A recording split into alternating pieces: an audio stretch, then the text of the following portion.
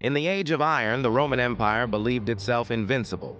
Yet a message of hope, the gospel of Jesus, began to challenge its foundations, not with swords, but with faith.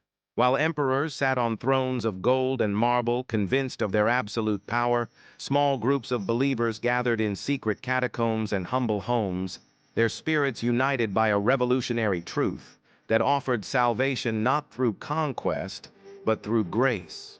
Emperors, seeing this new faith as defiance, unleashed their full might.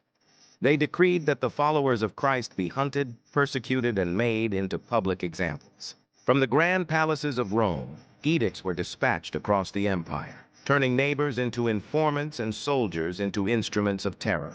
Scenes of believers being dragged from their homes became a grim reality as the state sought to crush this perceived rebellion against its gods and its authority. In arenas of blood and sand, they faced lions. On crosses, they met their end. The might of Rome was bent on a single purpose: to erase the gospel from memory.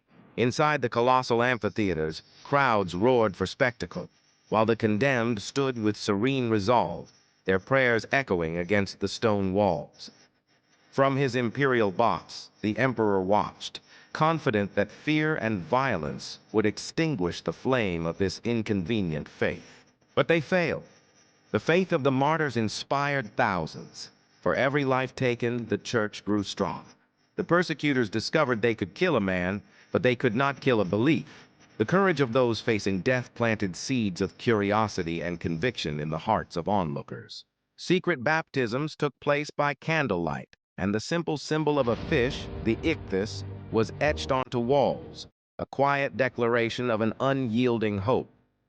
The very empire that sought to destroy the gospel eventually fell, while the message of Jesus endured, spreading to every corner of the earth. The men who fought it are gone, but the faith they failed to stop changed the world forever. Roman temples crumbled into ruin, but the small house churches grew into a global community, proving that the spirit can triumph over the sword.